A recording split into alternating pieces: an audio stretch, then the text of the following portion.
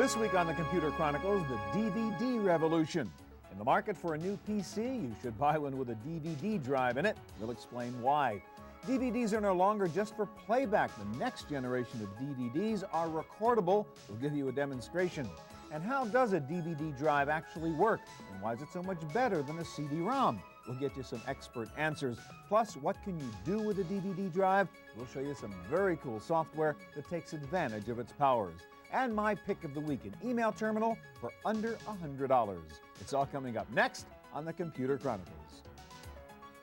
The Computer Chronicles is brought to you by BigStar.com, with thousands of videos and DVDs for the whole family.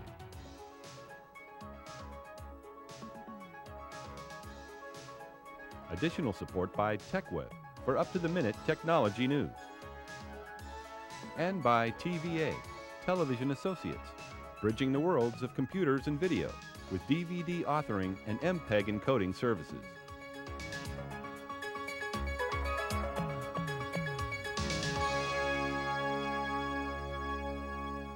Hi, and welcome to the Computer Chronicles. I'm Stuart Chaffee.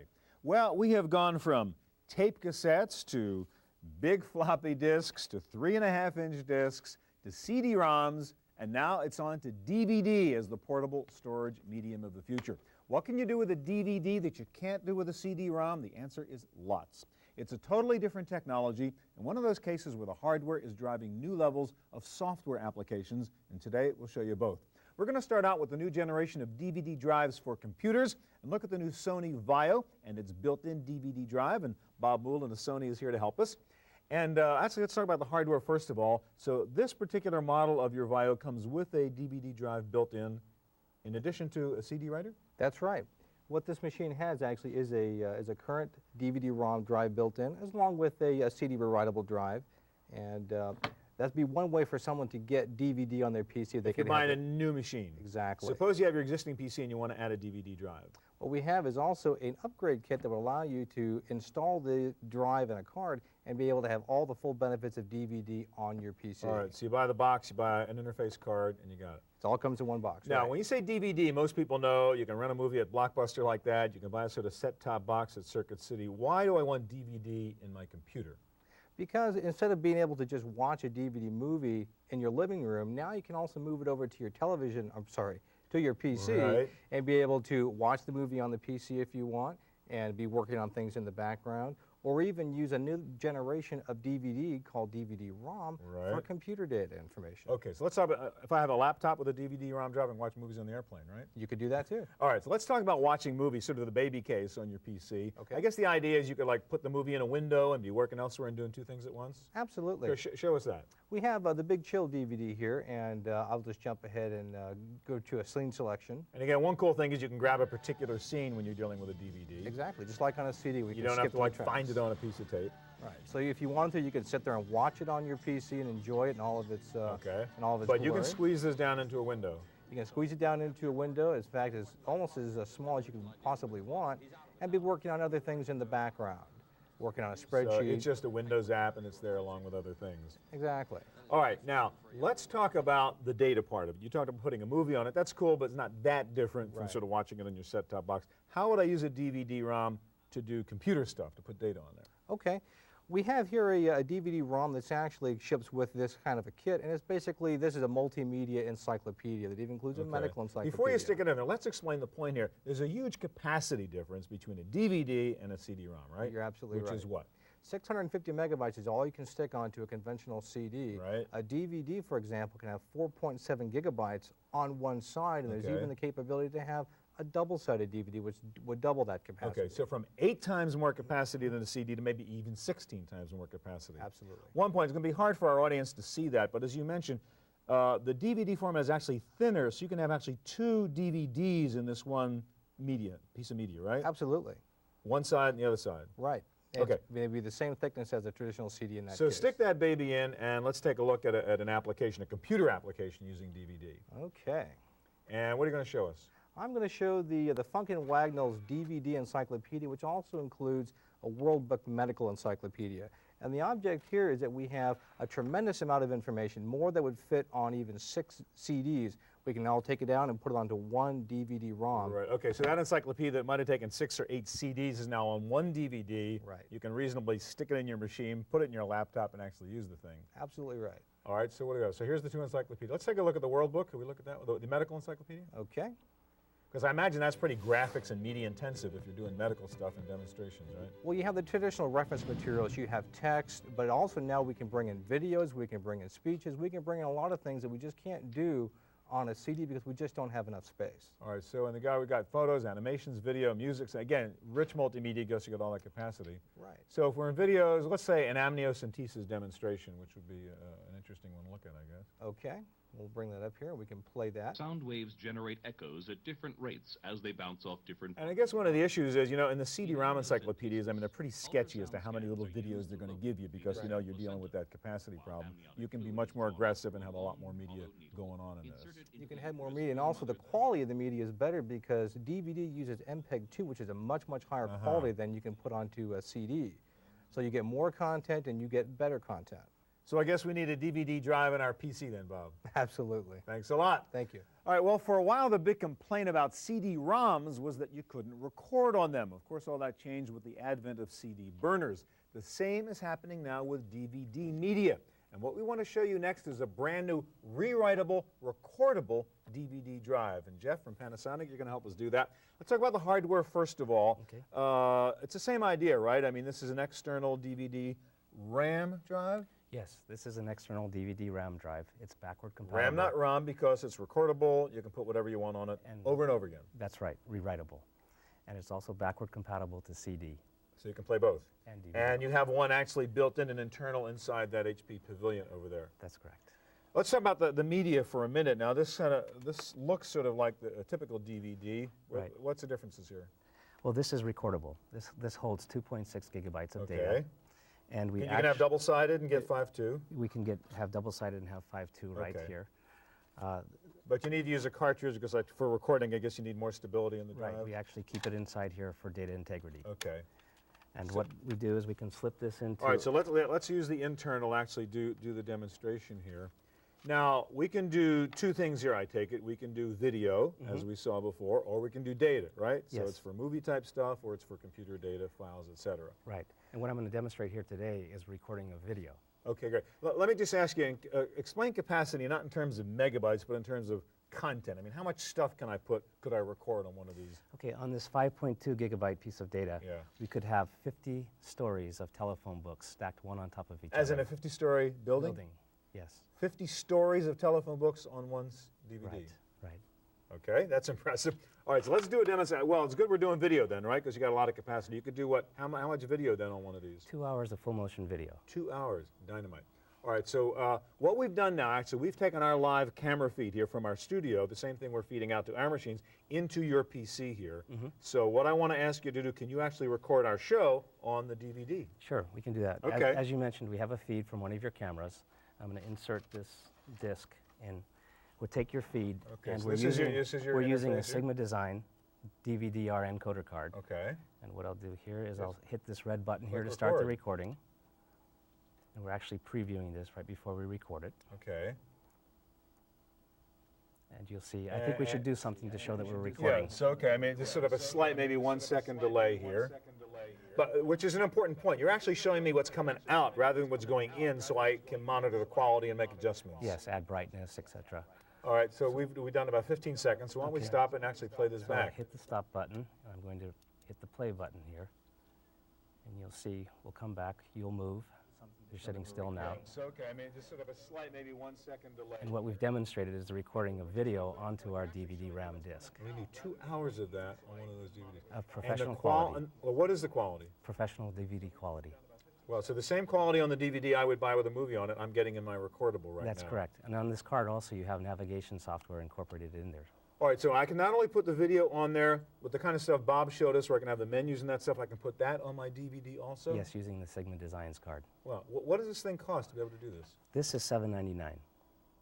$7.99 for a box, and what does media cost? Media today is $20. That is not too bad.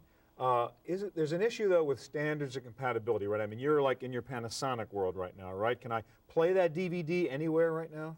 On Panasonic DVD-ROMs, you can play back the DVD-RAM media. Well, I mean, what's the future of this? That's obviously a problem. The future, we'll also be able to play DVD-RAM media on our DVD consumer players. Okay, but I mean, you're going to have partnerships? We're going to get together? We're going to have beta VHS wars here? No, we'll have partnerships with the DVD form companies. What's the lifetime of these things? One of the concerns we have about, our precious home videos is we know that tape is going to die after 5 or 10 years. What's the status of the DVD-RAM?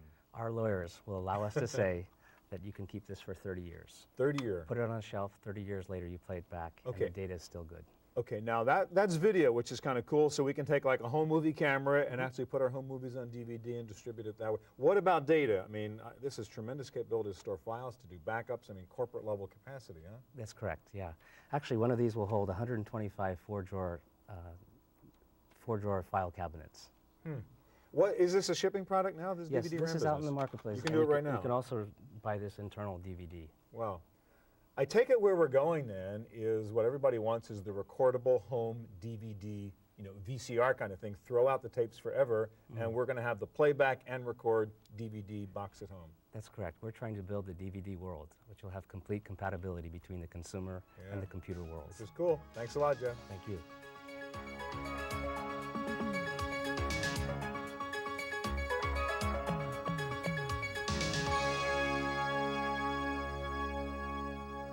So far, we focused on DVD hardware. Let's turn now to software and what you can do with these drives so we can figure out if it's worth buying them.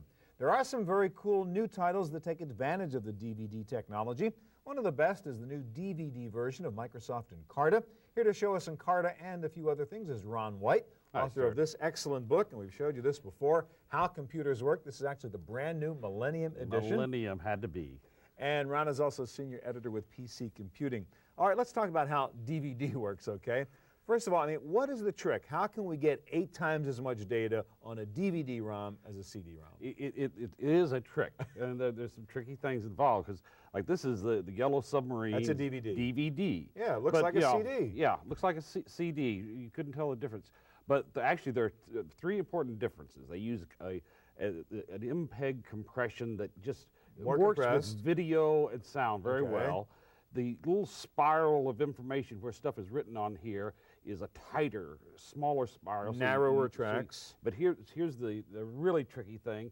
It looks like there's one surface to this. There's not. There's 2 So surfaces. even on a one-sided DVD, we're really looking at 2 layers. 2 layers. And on a double-sided DVD, which they go up to, you'll get 2 layers on each side, and you reach like 17 gigabytes. You have of a great storage. illustration in your book, which I saw before. That might help people understand what we're talking about, right? That's right. If you see the little blue dots, that's data on one layer, and a laser beam focuses on that layer. But to read the second layer of the gold underneath, it just changes the focal length of the laser beam, so it just goes right through that first layer and reads data off the second layer. That's pretty cool technology. It is. It's amazing. Now, I want to ask you, though, what are we going to do with this capacity? It's cool to watch a movie on a DVD, but from an application software point of view, what do we need? I don't know an application that takes 8 megs of RAM. There have not been a great number of software out on DVD. It is mostly movies. Some of the stuff that's coming out on DVD is a bad idea. Give you an example, games. Some game producers thought, oh, well, this is neat. We put video in our games, which sounds good. But you watch some of these games, and you'll be open door A or door B. If you open the wrong door, you go back 20, 30 seconds in the movie, have to watch that over again. Yeah, you wind up watching the same pieces of film over and over again. Today, the thing is 3D games where you've got unlimited freedom to go any place, and you don't need a lot of disk space to hold a good 3D game. I think we're finding some stuff now is where multimedia really works out like Encarta. Well, let's go first of all. National Geo is a great example. National Geographic. Because that's the use of mega capacity. This is actually for DVDs.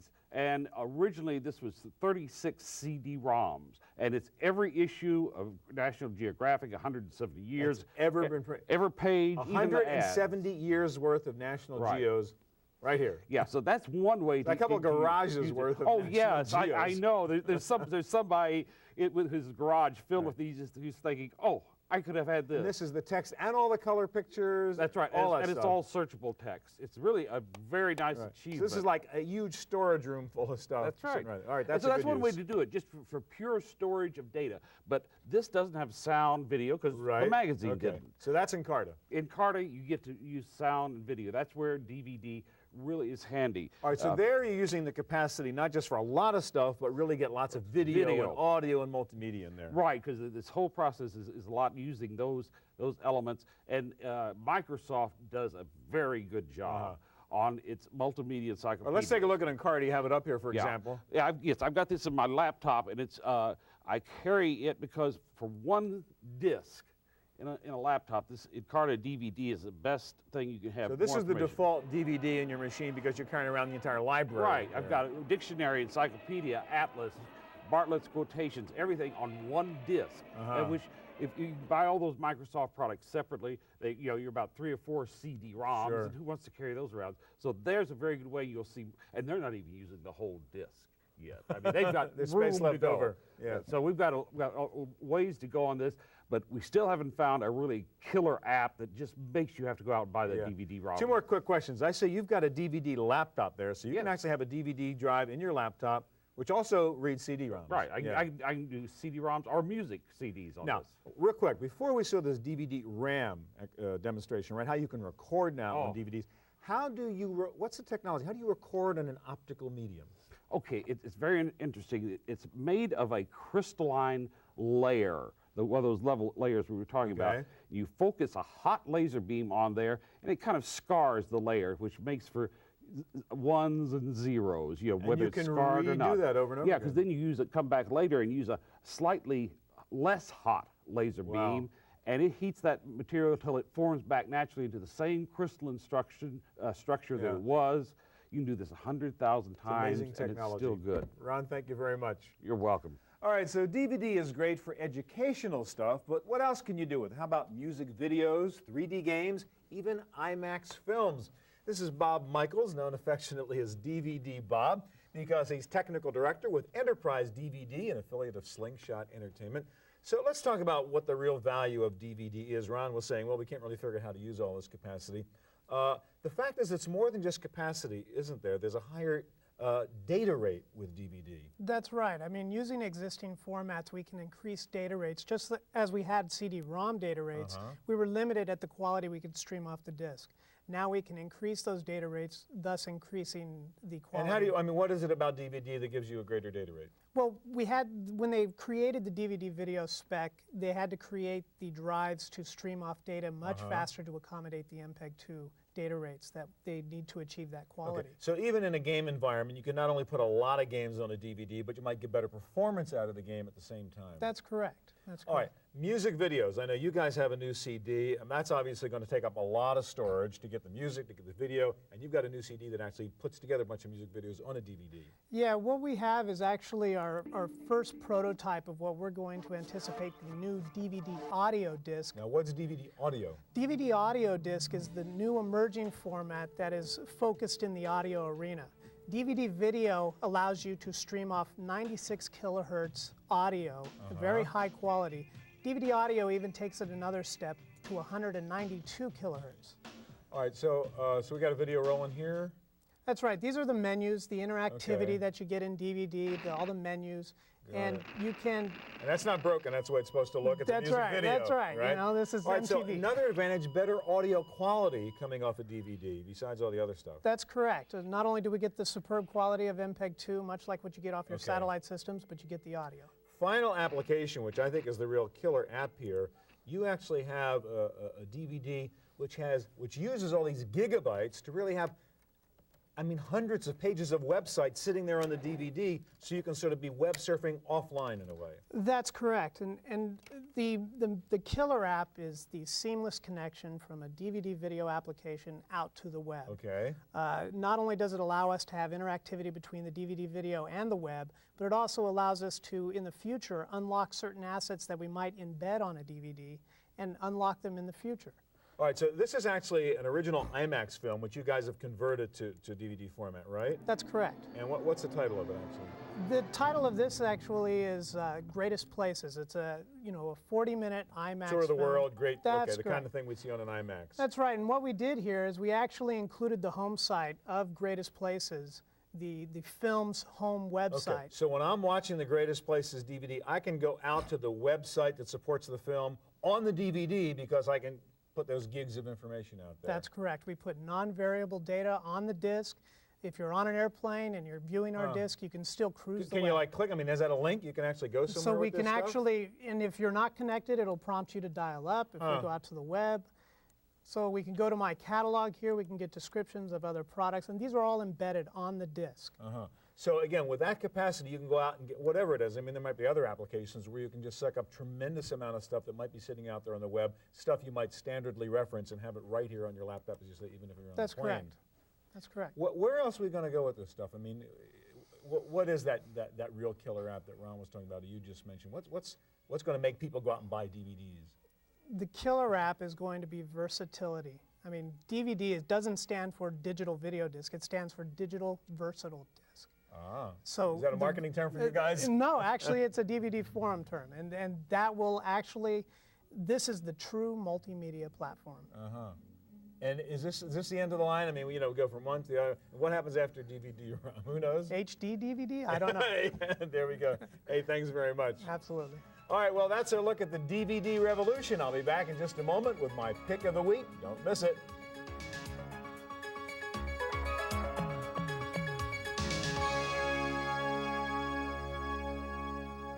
Now for my pick of the week. Since this show started a little more than 20 minutes ago, nearly 500,000 email messages have moved over the internet. That comes out to more than 30 million emails a day. Email is by far the most popular online activity. Problem is the majority of people still don't have a personal computer, don't want to deal with one, or can't afford one. But now you, your mother, or your grandmother can get into the email game with a simple, low-cost terminal. This is it. It's called the Mail Station from Sidco. In fact, they're calling this the Email Information Appliance for the post-PC era. It comes pre-configured with your email address and all internet settings, so the user has no setup. Plug it in and click on the Get Mail button. That is all there is to do. It is like a fax machine for email. The Mail Station can automatically poll your mailbox and download your email messages, so you don't even have to log on to check your inbox. The software can handle file attachments and can also download selected website information and send it to you as an email. The device runs on AC or 3 AA batteries, so you can easily carry it with you when you travel. It weighs just over 2 pounds, and it includes an 85% keyboard, so entering text is not a problem. The on-screen user interface is graphical, easy to understand, and it has a printer port so you can get hard copy. If you subscribe to their email service for $9.95 a month, you can get the Mail Station for only $99. Without a service subscription, the price is $149. This may be the answer to getting everyone on email on an appliance that doesn't crash and that doesn't cost a lot of money. It's the Mail Station from Sidco. Details on their website at sidco.com.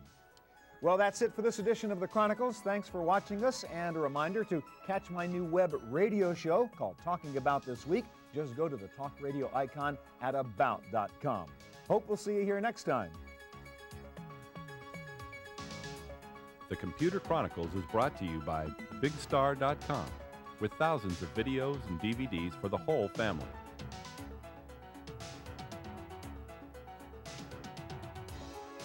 Additional support by TechWeb for up-to-the-minute technology news. And by TVA, Television Associates, bridging the worlds of computers and video with DVD authoring and MPEG encoding services. To purchase a videotape copy of today's program, call toll-free 1-888-310-7850. Please specify the show number and the topic.